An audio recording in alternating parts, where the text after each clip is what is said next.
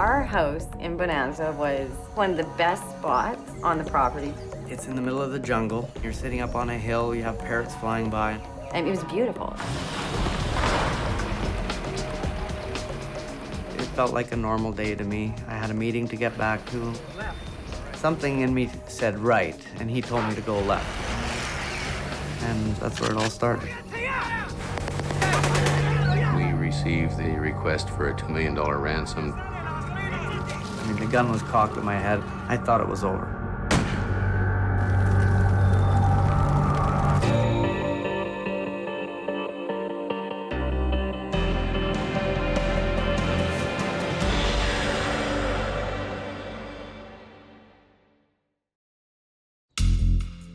Canadian Manley Guarducci grew up in the rugged mining town of Cassiar, British Columbia. As a young man, he soon caught the bug. Miners make good money, and it was very adventurous and a lot of risk. You're underground, it's smoky, it's dangerous. I don't know, it's the adrenaline, it's the kick of doing it.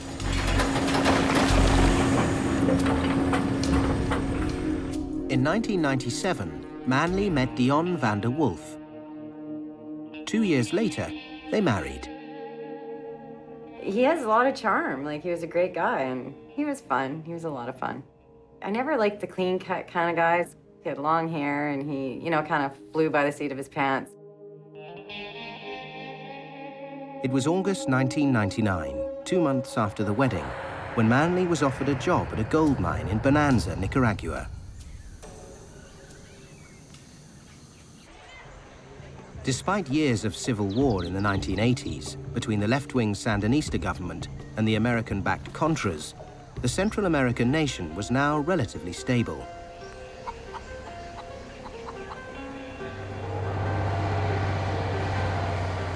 It meant a home to ourselves. It meant more stability, because the mining industry was very tough to get a job at that time. And it was a place where I could be home every night.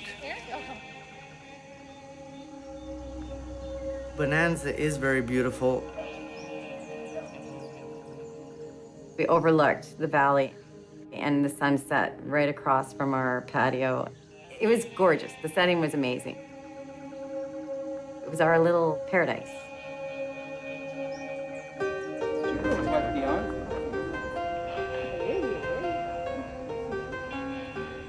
Manley's boss was mining veteran and fellow Canadian Tom McGrail, an old friend from back home.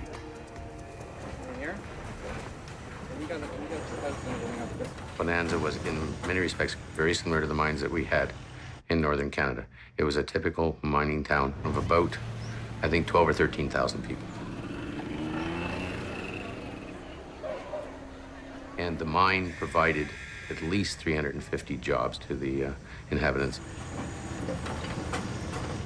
But the nicest thing is it had no snow. And it was situated on the edge of the rainforest.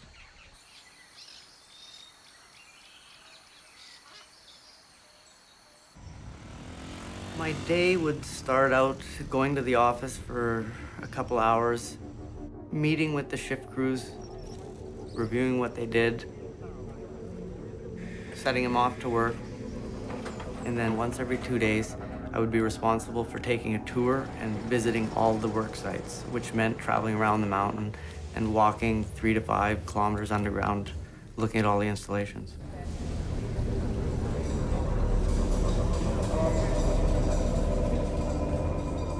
We were just coming out of the Capitan mine, which is a portal on the backside of the mountain.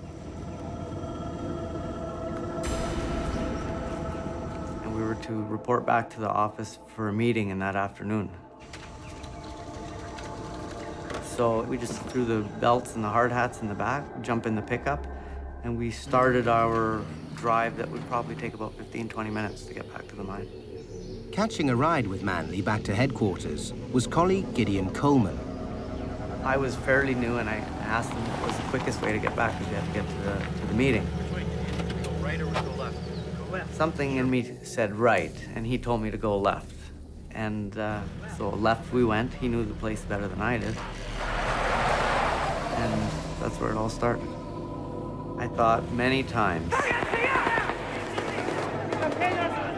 what would have happened if I turned right, and how much easier it would have been.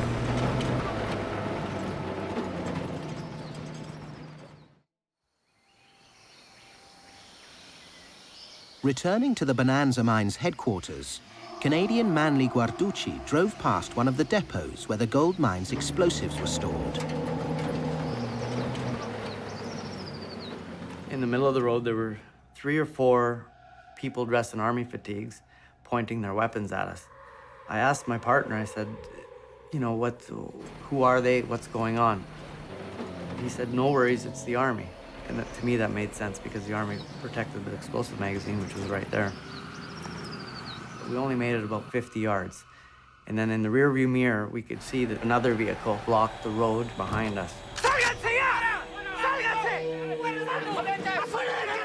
One came on my side, one went on the other side. They opened up the doors, dragged us out of the truck, laid us down on the ground. I thought it was over.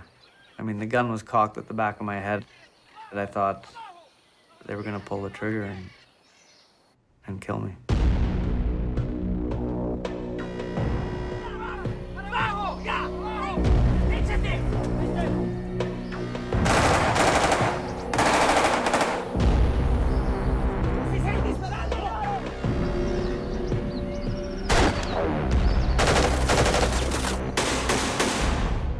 Bullets flying over our heads, and I really didn't know what was going on.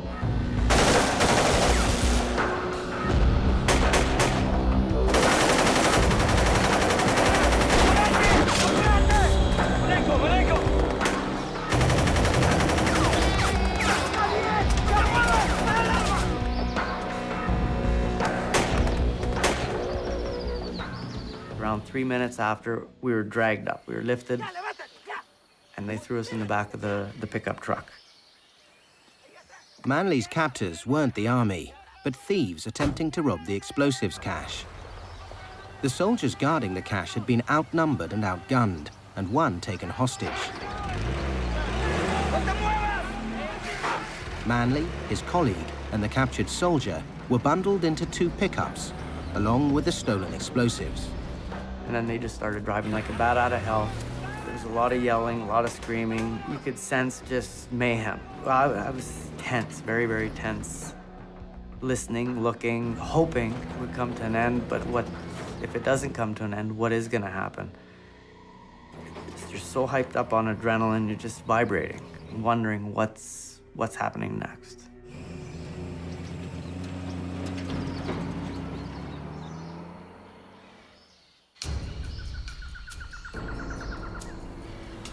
We drove as far as the pickups could go on that road. And that's when we got out, and they told us to stand up. They tied our hands behind our back and gagged us. They started taking everything out of the trucks, ransacking the trucks to get what they could that was of any use.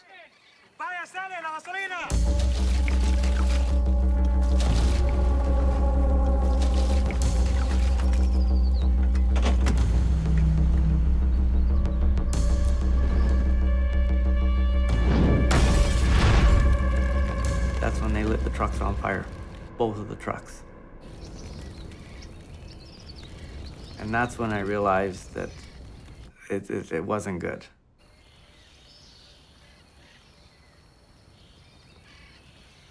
In Nicaragua at the time, you always hear people talk about los armados, the rebels, the people that are in the bush with guns, robbing, stealing. You would read about them in the paper. These former Sandinista soldiers were now outlaws, little more than gangsters making a living through robbery and extortion.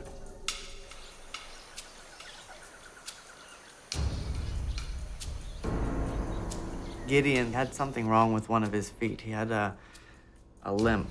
He started making a point that he would slow them down. He would say, "You don't want me because I'm old and I'm slow and I'll just be holding everything up." And then they finally let him go. While mining geologist Gideon Coleman was left behind, Manley and the captured soldier Orlando Sanchez were marched into the jungle. We were told that we were going to go on a long walk, and that's when I started getting concerned that they could take it a step further and just kill us.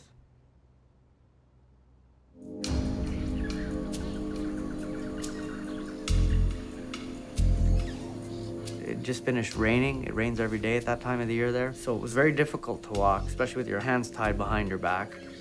And I was wearing rubber boots and shorts from coming out of the mine. That wasn't very pleasant because we're walking up steep hills in mud, clay. So with every minute that passed, I started getting a little more scared, wondering what's gonna happen now.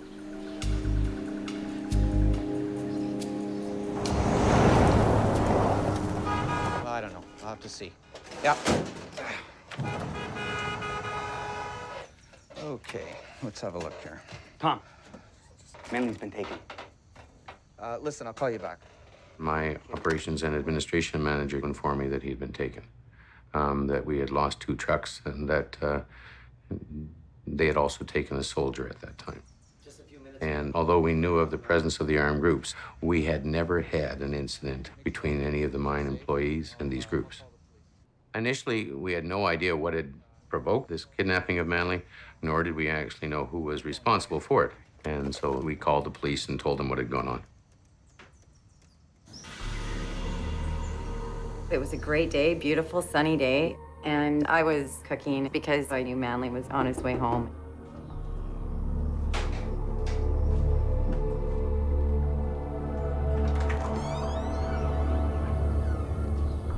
It's kind of odd, and wasn't quite sure what this was all about.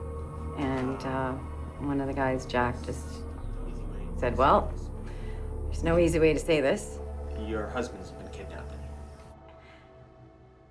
And it was, it took a while. It took a while to sink in. And I couldn't wrap my head around it. And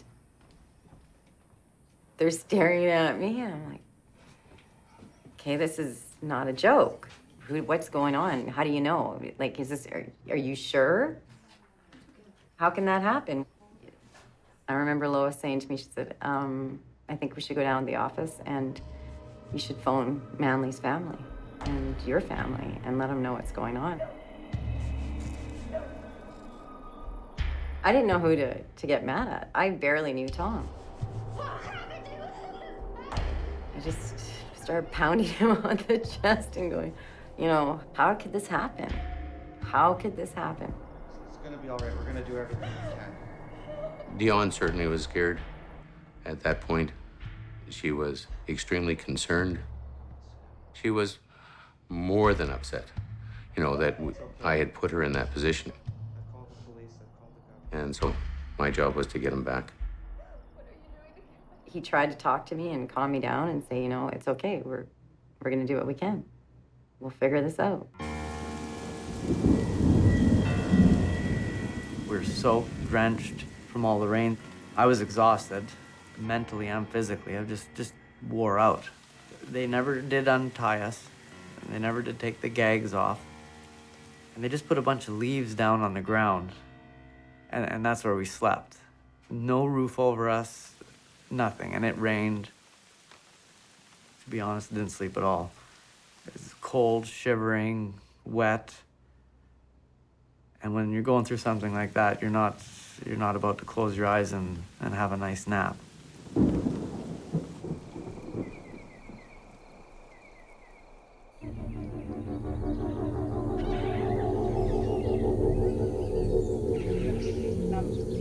¿Qué muchachos? Vénganse para acá.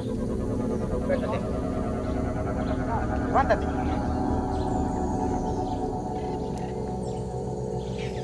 Están siguiendo.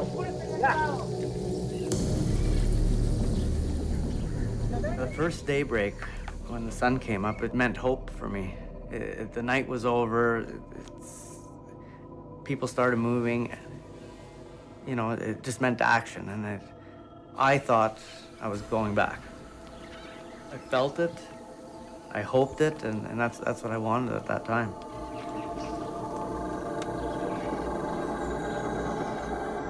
Marenko, háblame. Marenko, this is Tom McGrail from the mine. At the time that Manley was taken, they also took 2 radios with them. Marenko, háblame. Marenko, this is Tom McGrail from the mine. So we made efforts to communicate with them at that point successfully. Tinieblas, venite aquí. Marenko, talk to me. Este es Marenko.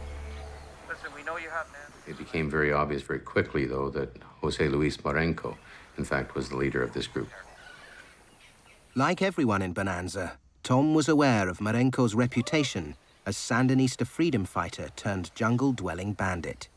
When he went in the bush, he degenerated into something extremely savage, and some of the actions of both he and his group were very savage. He made an example of a family that didn't help them, and he cut all their heads off, put them on poles on the side of the road just to make an example of this family.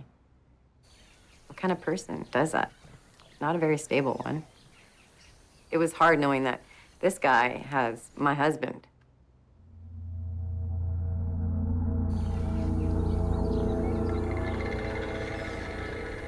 The tendency of this group previously was to kill a soldier. So it was extremely important to make sure that the soldier was treated no differently than Manley, and I wanted them both to be treated well. Marenco's number 2 was equally intimidating. He was called Tinieblas, which means darkness. There's just something about him. It was like you're looking into nothing. He just looks evil.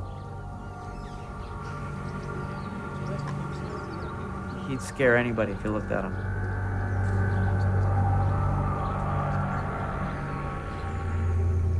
They had a quick meeting, and they told me that they had talked by radio to the mine.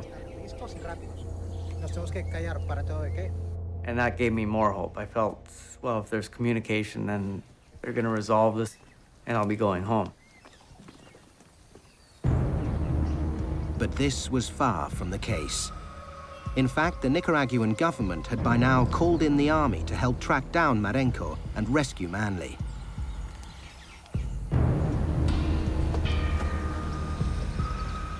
El fuego desapareció aquí hace alrededor de 12 horas. Vámonos por aquí.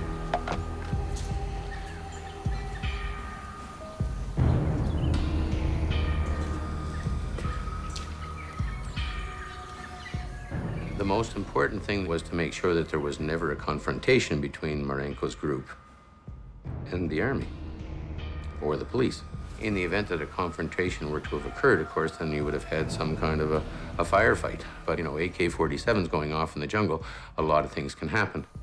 It would have placed everybody at risk. Ever since day one, it was always known that the army was gonna be after us. I mean, that's something that they would say. If the army finds us, then we're gonna put you in the middle, and we're gonna use you as protection.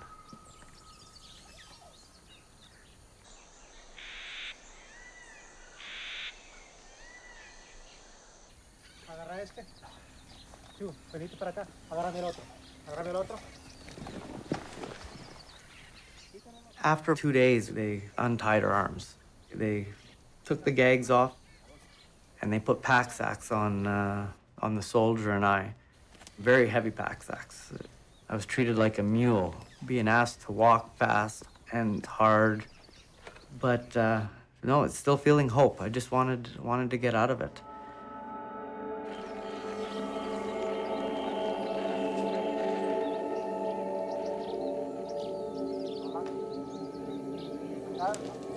Oye, tú, mira. Apúrate.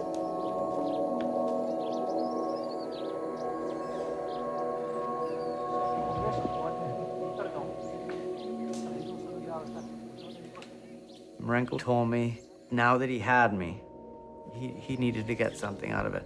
He did make it clear that I would stay there as long as I had to, until he got what he wanted.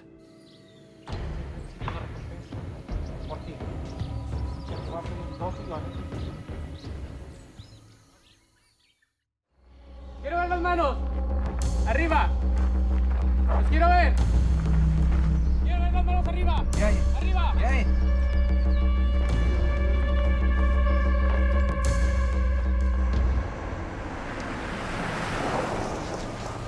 Canadian gold miner Manley Guarducci had been held hostage for 4 days when his captors sent a message to his boss, Tom McGrail. When we received the request for a $2 million ransom to recover Manley, and I knew I was in trouble. I had problems rubbing together 2 nickels.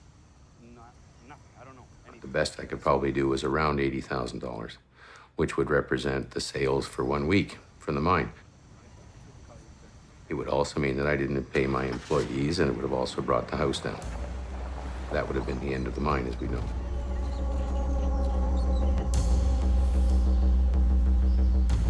With no means to pay the ransom, Tom McGrail was locked in a deadly game of poker with the rebel leader.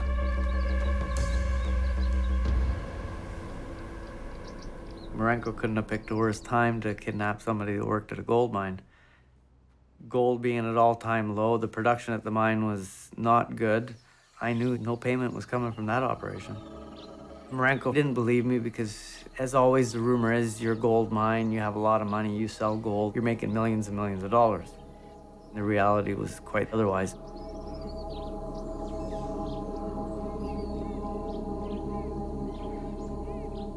In the event that the mine were to be shut down, the vast majority of the household leaders in Bonanza, they would have lost their source of income. And they would have also lost their potable water system because we would have disconnected the pumps and sold those. And most importantly, they would have also lost their electricity because the intent was to shut down the hydro plants and move them out as well.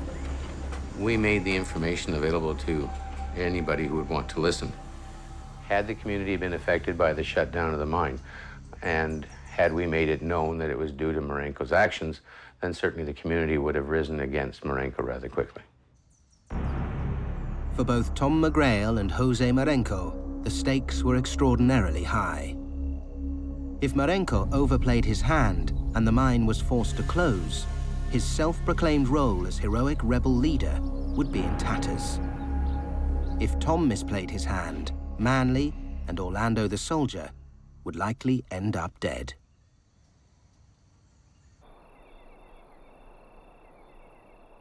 Orlando knew what kind of people they were, and his concern was that no Nicaraguan soldier has been held captive by these people and then let go alive.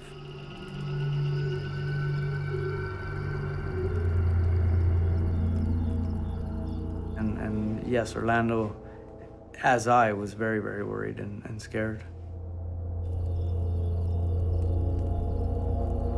The thing that bothered me the most when I thought about Dionne was that we just moved to Nicaragua. We have just been married. I was worried about what she thought was happening to me. Is today the day? Is this gonna be over today? And then night would come and you go, okay, maybe tomorrow. You're trying to be strong. You're trying to, everybody's like, you know, it's okay, keep your chin up, be tough. You know, we'll get through this. And you're doing your best. You're trying not to, you know, lose it every 20 minutes of the day. You gotta be strong. You gotta think positive.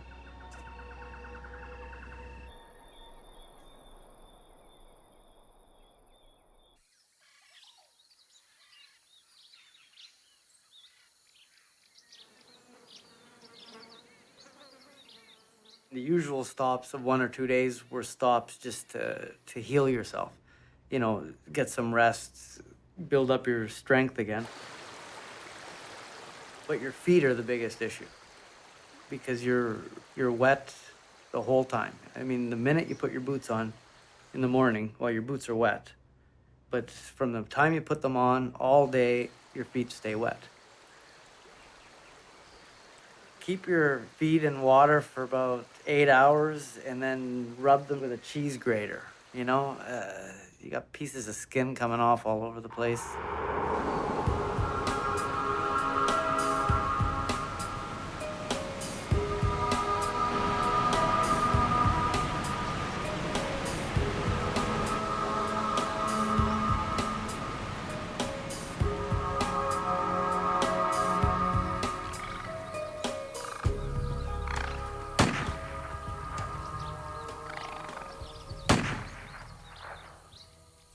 was early morning, and we were in the very tall jungle, triple canopy.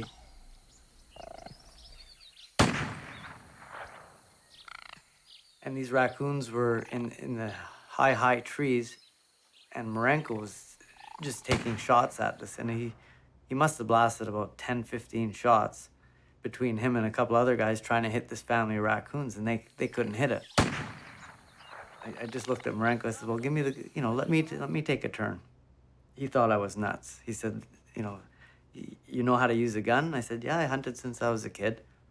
And he says, well, I can't give you a gun. You might hurt one of us. And there's 10 of them with rocket launchers and AK-47, so I finally managed to convince him to give me the gun.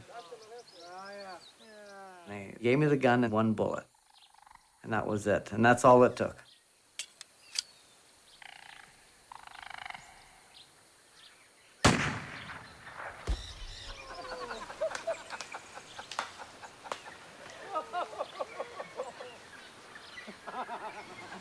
One shot, and we had about a 25 or 30-pound raccoon fall out of the tree, and that's what we barbecued that night. When I ate that, that's when I realized how hungry I had been. But yeah, I was famished.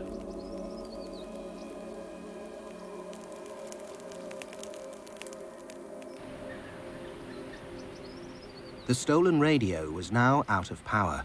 But despite being hidden deep in the jungle, messengers continued to travel back and forth between Bonanza and the rebels. 10 days after the kidnap, a parcel arrived at the camp.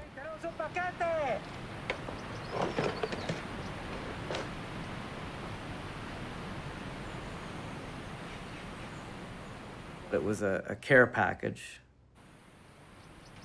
Marenko and his crew went through the package before I got it. They took whatever they felt they would like.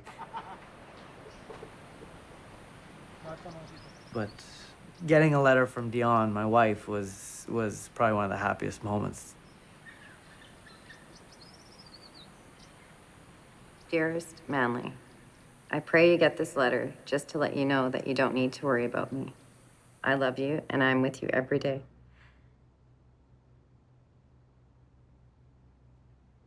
Don't give up. We will be together soon. All my love, always. Your wife, Dionne.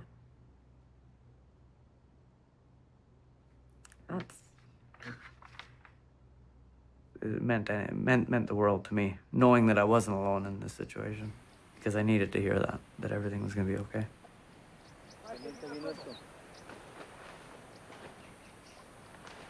They sent in my boots, which were nice, my glasses, because then I could take my contacts out. One of the highlights were the cigarettes and the peanut butter. They sent a couple of jars of peanut butter, and that was a treat. I licked those up right away.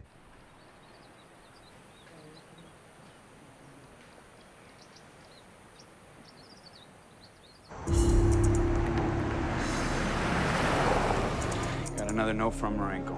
Marenko rejected Tom McGrail's meager counteroffer of $80,000.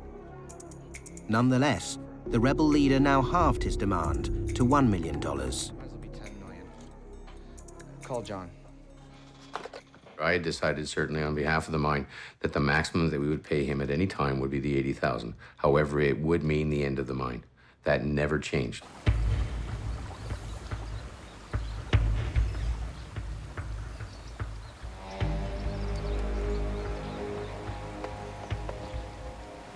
Generally, we would walk till almost darkness. We would stop just in time to light a fire and heat something up and cook something.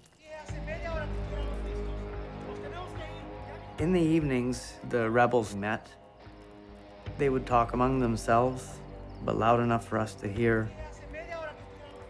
One night, I'll never forget it, they were talking about how they were gonna kill us. Are they gonna do it painlessly without us knowing, or are they gonna torture us? For the soldier Orlando, the situation was especially dangerous. He knew more about the captors than I did. He also knew the consequences he was facing. And I'm sure that he probably never thought he was going to get out of that. So he was scared out of his mind.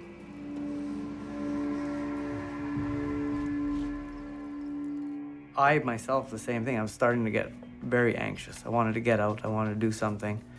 And that's when Orlando and I talked about Plan B, as I call it. And that was seeing if we could take some of these people out by force and escape somehow, because it was becoming obvious this was going to drag on and on and on. You're so desperate, you'll do anything that it takes to get out. And if it meant killing somebody, it's the right thing to do. It's the logical thing to do.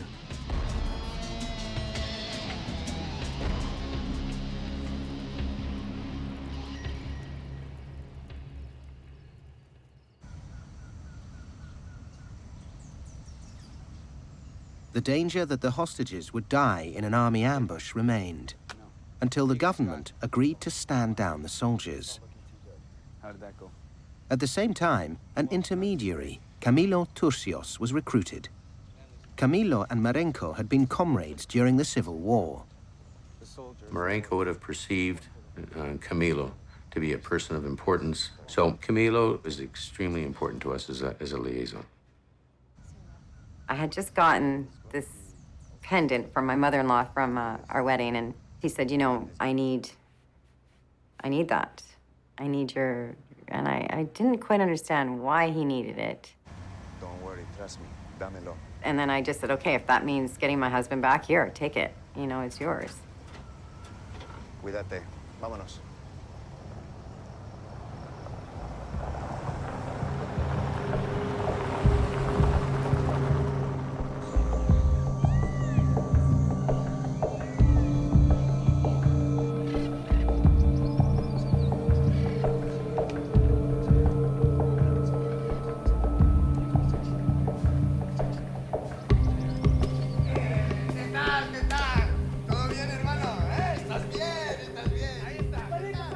After several days' trek through the jungle, Camilo reached the rebel camp.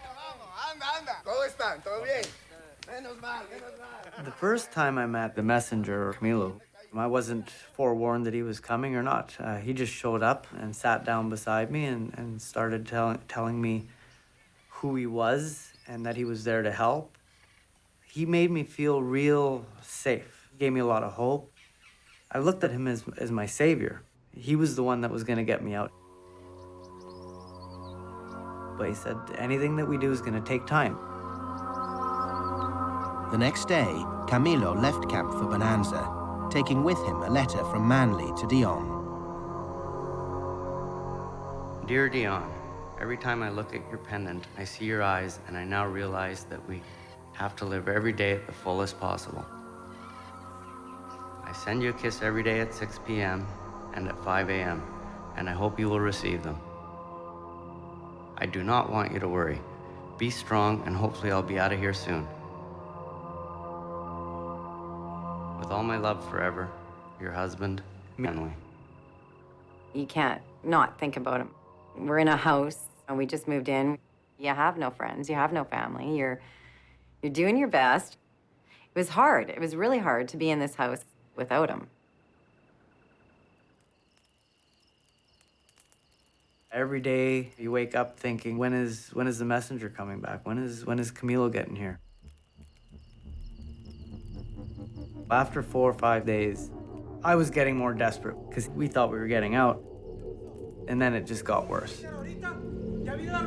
When Marenco, Tiniebelis, and several others suddenly left camp without explanation, Manley feared negotiations had broken down.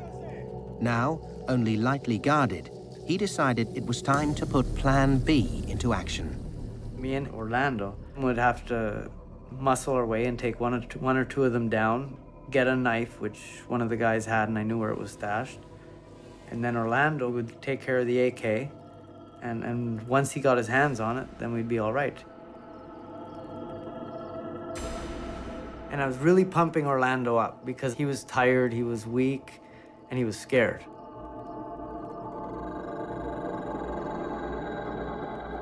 Okay, you know, Orlando, we gotta do this. He was there. He said he was gonna do it.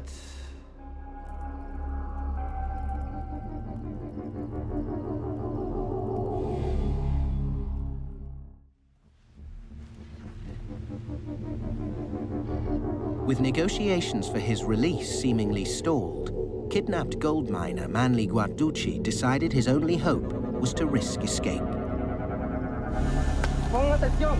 But his plan was thwarted when the rebels decided to move camp. Part of me was worried because now we're gonna go meet the rest of Marenko's men. Therefore, there'd be too many to execute the plan. But the other part of me was saying, hey, maybe we're gonna go meet the messenger and something good is gonna come out of all this. I noticed that we were heading back south. We were gonna go meet the other part of the group with Camilo. That means we were heading closer to civilization. We walked quite a ways. We walked up and over a couple of mountain ranges to get there.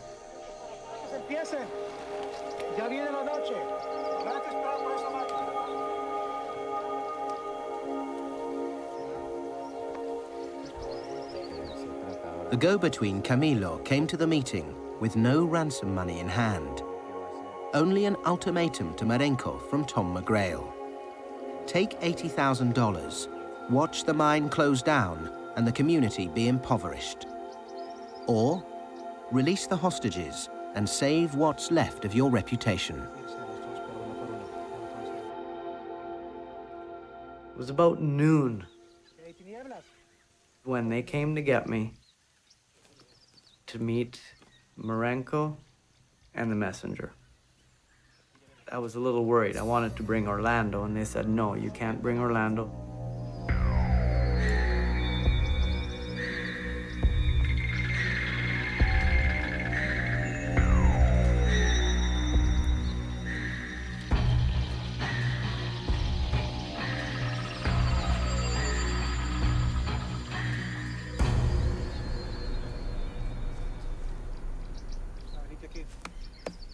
They started telling me that I was going to be released. No more here. You coming with me? We take you out of here, back to Bonanza. They said that Camilo is going to walk me out. I said, Orlando. I want to know where Orlando is. He's got to be free too. They wouldn't tell me anything about Orlando. They would not answer the questions, and they didn't tell me if he was free or not. They just ignored the subject. Go get your things and we go. What concerned me most is that Tinieblas was walking me out. And that to me made no sense because he's the guy I feared the most. I felt that they were taking me somewhere to kill me because I didn't have any other logical explanation why Tinieblas would be there.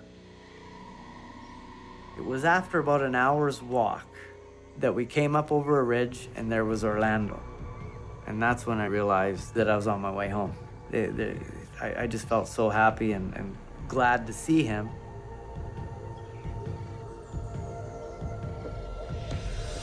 It was 3 days walking to get out, but I didn't care. I mean, I did not care. I knew we were heading south.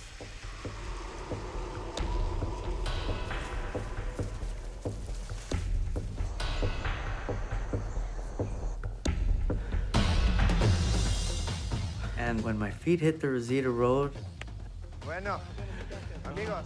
I have never felt so good in my life. Muchas gracias. Apreciamos mucho, ¿eh? Vámonos. ¿Qué te dije? What did I tell you, man? Okay, vámonos para allá. Un camión. Espera. Oiga! Knowing that it was all behind me was incredible. I mean, the sense of freedom was unreal. It didn't matter. I couldn't. My feet were sore. I didn't feel any of it. All I felt was the happiness of being there.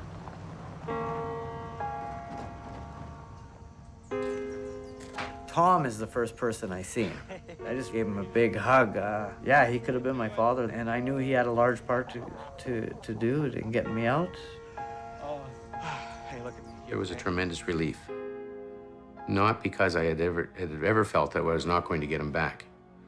I just wanted to make sure I got him back in relatively good health, and that's how he came out. Thanks so much. Good to see you. And there's all these people in the office. And I remember looking for him. I'm like, come on. And I walked right by him. I didn't even see him. And they're going, he's right there. He's right there. And I didn't recognize he was so skinny. Dionne came in the office, and to just give her a big hug, she came running to me. It was the best moment ever. It's over. It's over.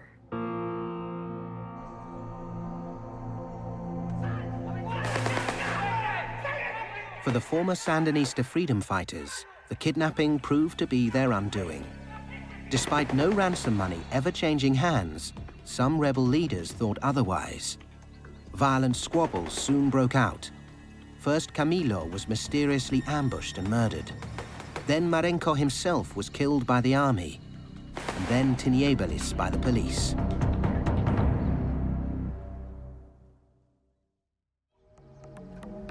In 2002, Manley and Dionne returned to British Columbia. Manley still works in the mining industry, and today the couple are raising a family. Well, I'm glad to be back in British Columbia.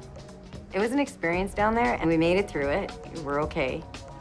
But I am very glad to be back on familiar ground and close to my family.